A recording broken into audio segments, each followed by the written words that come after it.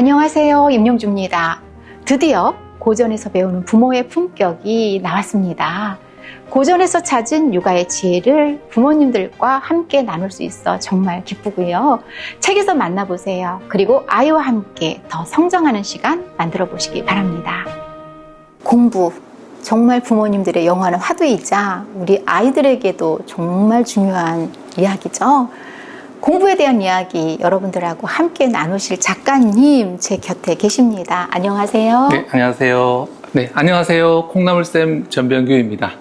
이번에 이제 단순한 공부법이라는 책을 내게 되었는데요. 이제 아이들의 공부머리를 키워주는 방법에 관한 이야기입니다. 오늘 임영주 박사님과 이 이야기를 나눌 수 있게 돼서 너무 영광입니다. 네, 와주셔서 감사합니다. 공부머리, 공부법 이거하고 굉장히 연결이 되는 건데 네. 아이들 공부머리 아이들마다 차이가 좀 있죠? 좀 있나요? 많이 있나요? 굉장히 크게 있습니다. 크게 있나요? 네. 네. 공부머리라는 건 뭐 지금 얼마나 많이 알고 있느냐 이런 것보다도 앞으로 얼마나 공부를 쉽게 잘할 수 있느냐 그런 능력에 관한 거거든요. 네. 아이들을 직접 가르쳐 본 선생님들은 다 느끼세요. 재밌는 게 선생님은 한 명이잖아요. 네. 그리고 학생이 20명인데 선생님은 똑같은 수업을 합니다. 네. 그런데 20명이 배우는 수준이 어떨까요? 다르죠. 다 다르죠. 네. 그래서 어떤 아이는 선생님이 10을 가르쳐 줬을 때 네. 7, 8을 배우는 반면에 네. 어떤 아이는 4, 5, 어떤 아이는 2, 3 정도를 배운다는 거죠. 안타까워. 네. 그러면 선생님은 분명히 같은 내용을 배웠는데 누군가는 이만큼 배우고 누군가는 왜 요만큼 배우는가? 네. 그게 저의 교사가 되었을 때 초창기의 질문이었어요. 그러면서 아이들을 관찰하면서 여러 가지 사례들이 있었는데요. 네네. 예를 들어서 이런 거였습니다. 과학 시간에 습도에 대한 이야기들을 했어요. 습도에 대한 이야기를 하다 보니까 당연히 증발 이야기가 나오겠죠. 네. 그래서 아이들한테 얘들아 생활 속에서 증발이 일어나는 현상을 본 거를 노트에 한번 써봐라 라고 했습니다. 네. 그러고 나서 이제 아이들이 쓰고 있는데 이제 쭉 돌다 보니까 하나에는 쓰려고 하는데 하나도 못 쓰고 있어요. 네. 그런데 좀 이동을 해서 하나를 보니까 여러 개를 쓰고 있는 거죠. 네. 뭐 머리를 감은 다음에 머리가 마른다, 빨래가 마른다, 어항 속에 물이 줄어든다, 어머. 뭐 과일 껍질 까놨는데 이게 말라서 쭈글쭈글해진다 등등 이렇게 쭉 쓰더라고요. 네. 이렇게 봤을 때 이 두 아이의 차이가 딱 보이는데 이제 수업을 이제 제가 하면서 이제 증발 얘기를 하니까 그 아이가 그러는 거죠. 선생님, 그런데요, 증발은 왜 일어나는 거예요? 하고 저한테 물었어요. 많이 쓴 친구가 질문한 네네네. 건가요? 네. 네, 그 많이 쓴 친구가 저한테 물어본 거예요. 네. 그래서 이거를 과학적으로 정확하게 좀 더 자세하게 설명하려면 사실은 이거 연력학 2법칙으로 이렇게 가서 뭐 엔트로피가 이렇게 가야 되는데 네. 초등학생하고 안 맞죠. 네. 그래서 제가 잠시 고민하다가 자연은 공평한 걸 좋아해. 어허. 한쪽이 많으면 적은 쪽으로 나눠주는 거야. 네. 라고 이야기를 하고 넘어갔어요. 네. 쉬는 시간에 그 아이가 저한테 싹 찾아오더니 선생님 혹시 그러면 뜨거운 걸 만졌을 때 제가 뜨거운 것도 그것 때문인가요? 그러는 거예요. 오, 일종의 원리가 같지 그랬어요. 그랬더니 그럼 바람 부는 거는요? 그러는 거예요. 그러니까 제가 그 자연은 공평한 걸 좋아한다는 하나의 원리를 얘기해 줬더니 이 아이는 네, 자기 혼자 이렇게 수업 들으면서 그게 궁금했던 이게 또 어디에 적용이 될까? 그러더니 자기가 두 가지를 얘기를 하는 거죠. 그러면서 마지막으로 저한테 선생님 이거 말고 또 뭐 있어요? 이게 적용되는 거? 네. 이렇게 물었습니다.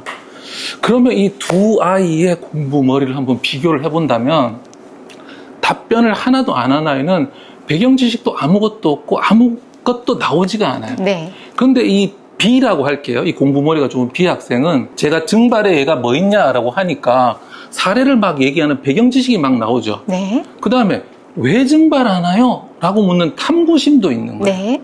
그 다음에 제가 자연은 공평한 걸 좋아해 그랬더니 그 얘기 듣고 사례를 2개를 자기가 추론을 해온 네네. 거죠. 이거 맞는 것 같아요. 이렇게. 그리고 마지막에 그리고 마지막에 또 뭐 있어요? 이런 호기심까지 있는 거죠. 그렇죠. 그러니까 교실에 20명의 아이들이 다 똑같이 앉아있고 선생님 수업을 네. 다 열심히 듣는다고 하지만 누군가는 A고 누군가는 B라는 거죠. 그리고 그 사이에 또 수많은 평범한 아이들이 있는 거죠. 네. 그렇기 때문에 선생님이 똑같은 수업을 하더라도 결국에는 학습자가 각자의 공부머리만큼 받아먹을 수 있는 거예요. 자, 그런데 네. 단순히 배우는 양의 차이가 아니라 네. 이 학생 B 같은 경우에는 제가 가르쳐 준 것 이상을 배우는 거죠. 네, 네. 그러니까 제가 한마디 하면 거기에서 추론을 통해서 이것도 그럴 거다, 저것도 그럴 거다라고 하니까 어떤 아이는 하나를 가르치면 둘을 하는 겁니다. 그렇다 보니까 이게 어떨까요?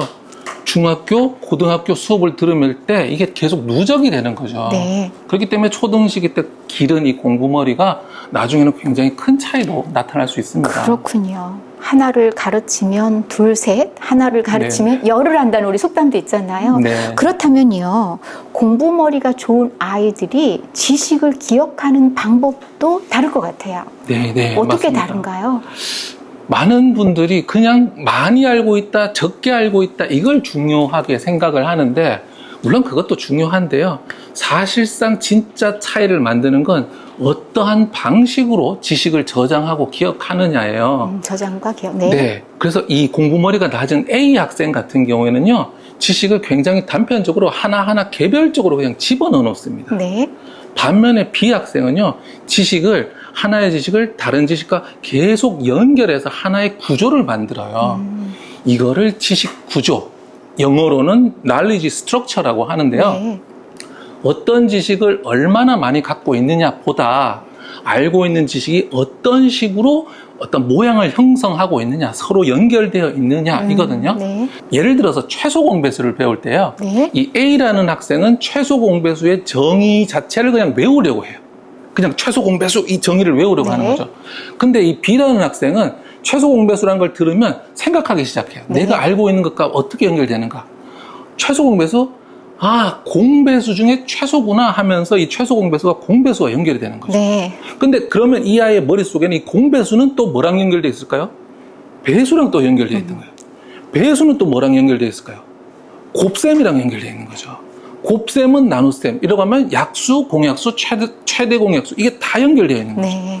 또 곱셈은 덧셈이랑 나눗셈은 뺄셈이랑 이런 식으로 해서 이 지식들이 이 A 학생 같은 경우는 점처럼 하나 있다면 이 B 학생 같은 경우는 얘네들이 서로 이렇게 연결되어 있어요. 관계성에 따라서. 다츠가 돼버리네요. 네. 네. 근데 이렇게 다츠로 있으면 사라지기가 쉽겠죠. 이거를 비유를 한번 해보자면 네. 이 B 학생의 머리는 책이 굉장히 잘 정돈된 도서관 같은 거고요. 아, 네. 이 A 학생의 머릿속은 그냥 책을 막 던져놓은 창고 같은 거예요. 아. 자, 국립중앙도서관에 한 1000만 권 정도의 책이 있다고 하거든요. 그런데 우리는 그 1000만 권의 책을 찾아가면 5분에서 10분 만에 찾을 수가 있어요. 왜냐하면 기준에 의해서 다 정리가 되어 그렇죠. 있죠. 그래서 B 학생은 시험을 볼 때 정리가 딱 되어 있으니까 어떤 문제를 보면 그거하고 관련된 지식들이 쭉 떠올라요. 네. 그게 문제를 풀 수 있죠. 네. A 학생은 책이 한 10만 권인데 다 던져놓으니까 찾을 수가 없죠. 그 아이들이 가장 많이 하는 말이 뭘까요? 나 이거 아는데. 분명히 공부했는데. 네. 분명히 보고 넣었어요. 그런데 정리를 안 하고 던져놓으니까 어디 있는지 찾지를 못하는 거죠. 이렇게 지식 구조를 형성하면 크게 3가지의 장점이 있습니다. 어떤 장점이요? 첫 번째는 기억하기가 좋아요. 기억하기 좋다. 얘가 어디에 들어가야 되는지를 아는 거죠. 네. 우리가 도서관에 정확한 자리가 있으면 쉽게 넣을 수 있잖아요. 네. 얘는 아무데나 던져놓으니까 못 찾고. 두 번째가 바로 이 못 찾는 문제입니다. 이 B 학생 같은 경우에는 내가 그 번호로 가서 원하는 책을 빨리 찾을 수 있고 A 학생은 찾을 수가 없어요. 마지막 3번째는요. 연상인데요. A 학생 같은 경우는 하나를 배우면 그것과 선으로 연결되어 있는 수많은 지식들이 쭉 머리에 자동으로 떠올라요. 네. A 학생은 아무것도 떠오르는 게 없어요. 우리가 도서관에 가면 한국 소설을 보고 싶어. 그러면 그 한국 소설 영역에 가면 책들이 쫙 꽂혀 있죠. 그래서 내가 찾는 책뿐만 아니라 그 주변 책들을 다 같이 볼 수가 있어요. 네. 그러다 보니까 이 창의성, 문제 해결력 같은 것들이 다 높은 거죠. 네. 그럼 이 A 학생과 이 B 학생이 수업을 들을 때 한번 생각해 보세요. A 학생은 선생님 설명을 듣는데 연상되는 것도 없고 연결되는 것도 아무것도 없어요. 그러니까 매 시간 어떻게 해야 될까요? 매 시간 그냥 외우는 거 반복하는 거. 모르면서 집어넣고 잊어버리고 집어넣고 잊어버리고. 네, B 학생은 선생님 설명을 들으면 관련된 지식들이 계속 저절로 떠오르는 거죠. 그렇죠. 그러니까 수업을 듣다 보면 막 이해가 되고. 그러면서 점점 눈덩이처럼 커지는 맞습니다. 거죠. 그 양이. 네. 그 눈덩이 스노우볼이 이게 어마어마한 거예요. 네. 초등 때는 티가 안 나죠. 네. 그냥 A처럼 빨리 외우는 애들이 좀 더 빨리 커져요. 그런데 중, 고등학교 가다 보면 결국엔 B처럼 굴린 아이들이 훨씬 더 공부를 잘하게 됩니다. 그렇군요. 네. 선생님 얘기 듣다 보니까 공부머리, 이게 진짜 중요해요. 우리가 알고는 있었거든요. 그렇다면 네. 이 공부머리 어떻게 길러줄 수 있을까요? 네. 공부머리를 기를 수 있을까 없을까라는 논쟁부터 많은데요. 네. 이거를 이제 박사님 잘 아시겠지만 nature or nurture라고 하죠. 이 자연적인 거냐 아니면 후천적으로 양육에 의한 거냐라고 하는데 이제 연구들을 보면 뭐 자연적인 것도 있지만 있지요. 네. 후천적으로 많이 굉장히 많이 기를 수 있다. 역할이죠. 네, 네. 맞습니다. 대표적인 뭐 연구들 그냥 사례만 간단하게 말씀드리면 이 쌍둥이들이 서로 다른 집으로 입양 간 경우들이 있잖아요. 네. 일란성 쌍둥이들이 서로 다른 집으로 입양됐을 때 IQ가 어떻게 변하는지를 본 거예요. 네. 일란성이다 보니까 유전적으로는 똑같죠. 그렇죠. 그래서 입양을 가기 직전에는 IQ가 똑같아요. 네. 그런데 간 다음에는 점수 차가 굉장히 크게 나는 거죠. 후천적 환경의 영향이네요. 네, 맞습니다. 또 뭐 하버드대 교수 같은 경우가 이제 학생들을 대상으로 수업을 하는데 내용을 가르치는 데 포커스를 맞추는 게 아니라 이 문제를 해결하고 생각하는 등 이 공부머리를 기르는 방식으로 이 수업을 진행을 했거든요. 네. 중학생들을 대상으로. 그랬을 때 굉장히 IQ, 그 다음에 문제 해결 능력, 학업 성적 등이 올랐다. 네. 이런 연구들이 있습니다. 이런 해외 사례뿐만 아니고요. 제가 이제 교실에서 아이들에게 이렇게 많이 해왔거든요. 이런 교육들을. 그랬는데 이제 아이들이 많은 변화 사례들이 있었는데 네. 제가 퇴직을 할 때 퇴직 감사 영상을 찍었어요. 유튜브에. 네. 거기에 제 제자가 댓글을 달았어요. 그러면서 선생님 수업이 잊혀지지 않고 선생님에게 고등학교 졸업할 때까지 수업을 들었더라면 제가 어디까지 성장했을지 상상이 안 갑니다. 이렇게 댓글을 써놨습니다. 네. 그전에는 지식을 넣어주는 하나하나의 지식을 계속 넣는데 바빴는데 이 공부머리를 기르는 방식으로 공부를 해보니까 지식을 이해하고 집어넣는 것 자체를 이해하게 된 거예요. 그 방식을 터득하게 된 거죠. 네, 네. 그래서 중고등학교 때 수업을 해보니까 이게 너무 좋은 거죠. 네. 그래서 그런 댓글들을 남겼었는데 그러면 제가 아이들한테 어떤 식으로 교육을 했느냐 굉장히 복잡할 것 같은데 아닙니다. 그래요? 정말로 단순해요. 정말로 간단합니다. 뭐냐면 바로 깊게 생각하는 겁니다. 기본적으로 우리의 뇌라는 거는요 근육하고 똑같거든요.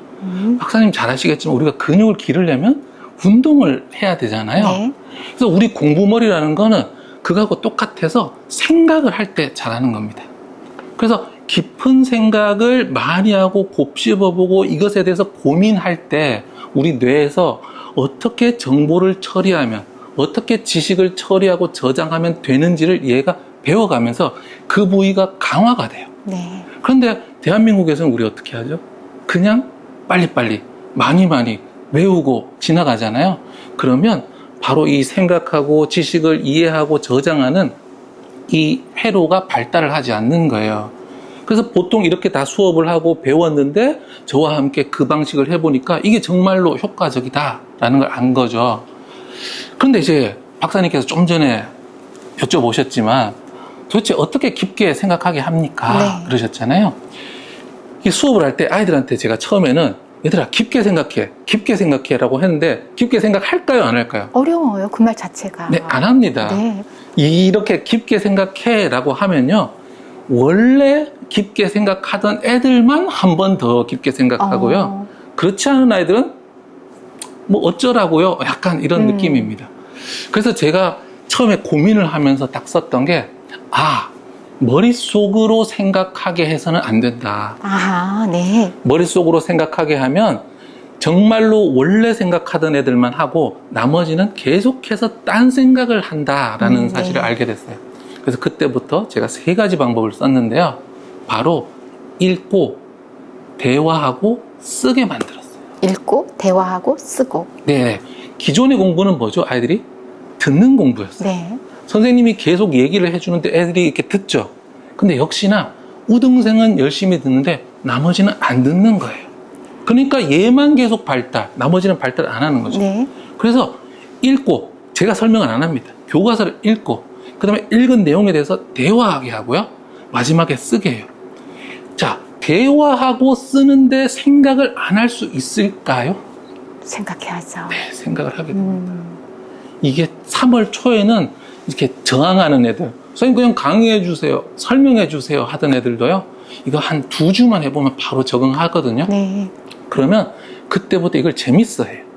그러니까 내 말로 계속 뱉어보고 계속 써보고 하니까 머릿속에서 생각이 계속 돌아가는 네. 거죠. 그러다 보니까 아이들이 깊게 생각을 안 할 수가 없습니다.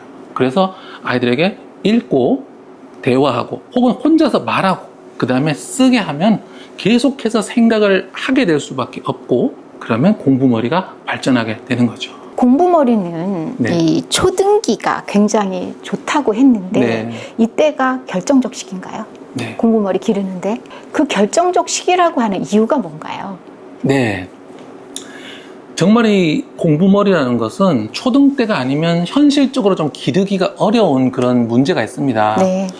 사실은 우리 뇌가 평생 동안 발달하기 때문에 가능은 해요. 네. 근데 현실적으로 우리가 공부에는 다 때가 있다고 하잖아요. 그렇죠. 그 이유가 뇌 발달적으로도 그렇고 교육과정상으로도 그런데요.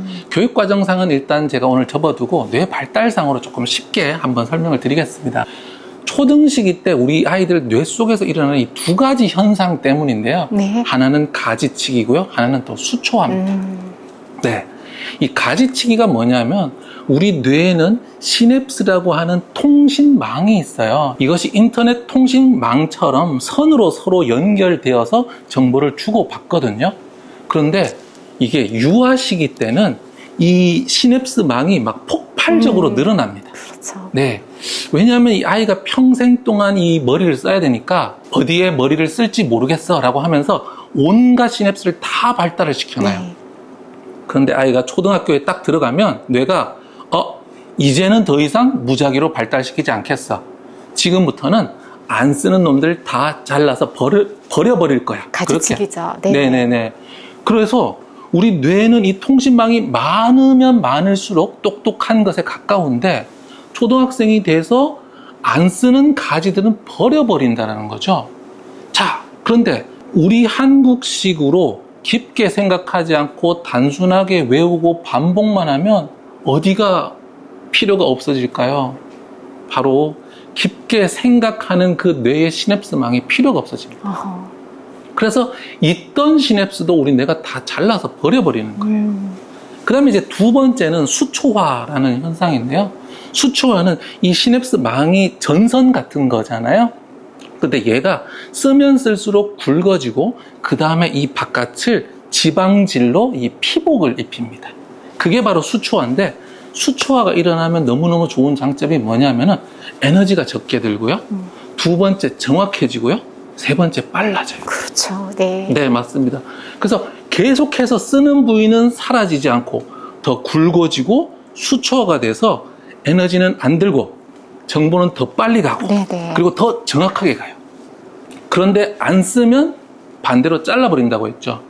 자, 이게 무엇을 의미하느냐? 아이들이 생각하는 공부를 하지 않으면 깊게 생각하고 지식을 잘 이해하고 학습을 하는 영역들이 수초화도 안 되고 있는 애들도 가지치기 돼서 버려진다는 거예요. 정작 있어야 될 것들을 쳐버리는 거죠. 네네. 네. 뇌는 그냥 안 쓰면, 우리가 운동 안 하면 근육이 빠지잖아요. 그렇죠. 그것처럼 안 쓰면 버려버리거든요.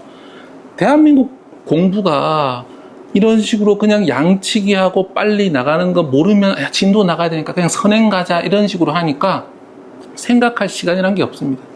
학교에서 학원에서 선생님이 계속 강의만 하거든요. 그러면 아까 전에 말씀드렸다시피 앞서 나가서 스스로 이미 생각할 줄 아는 애들은 스스로 생각하니까 공부머리가 스스로 발달이 되는데 나머지 8, 90% 애들은 사실상 별 생각이 없어요. 네. 자세히 얘기해줘도 듣지도 않고 선생님 그래서 답이 뭐예요? 모르니까 네. 더 답답하고 집중도 못하는 거죠. 뭐 외우면 돼요? 이러거든요. 네. 생각하기 싫어합니다. 네. 그러다 보니까 아이들의 공부머리가 저하될 수밖에 없죠. 그래서 만약에 초등 시기를 다 지나서 중고등 때 기르려고 하면 수초화도 안 됐고 가지치기로 없어진 시냅스를 다시 만들어야 되니까 이게 굉장히 많은 시간과 굉장히 많은 노력이 들어가는 거죠. 그래서 우리 초등 부모님들 이 시기를 놓치면 큰일 나십니다. 이 시기를 놓치면 정말 공부머리를 기르는 건 현실적으로 굉장히 어려워지는 겁니다. 항상 발달에는 결정적 시기라는 게 있는데 특히 공부머리가 네. 더 그렇다는 생각이 지금 말씀 네. 들으면서 정말 중요하다는 생각이 들었거든요. 네. 지금 얘기 듣다 보면 공부머리가 정말 중요한데 이거 어떡하지? 공부머리 부족한데 이런 부모님들께 좀 들려주고 싶은 메시지 있으시면 말씀해 주시죠. 네. 우리나라 교육에서 제일 문제라고 제가 생각하는 게 뭐냐면은 초등학생의 공부와 중고등학생의 공부가 다르다는 걸 모르는 겁니다. 네. 쉽게 얘기하면 중고등학생은 발달한 공부머리를 가지고 성적을 내는 공부를 하는 시기고요. 초등학교 때는 중고등학교 때 그렇게 하기 위해서 네. 공부머리를 발달시키는 공부예요. 네. 그런데 뭐 우리 아이가 더 앞서 나가야 된다, 뭐 다른 아이보다 뒤처졌다라고 해서 그냥 중고등학생처럼 막 외우고 진도 나가기 바쁜데 그러면 뒤처진 공부머리로 그냥 막 열심히 돌리는 거야. 그러면 아시다시피 효율이 안 나오겠죠. 네. 네. 그래서 초등 때는 진도나 옆에 아이나 뭐 많이나 이것이 아니고요.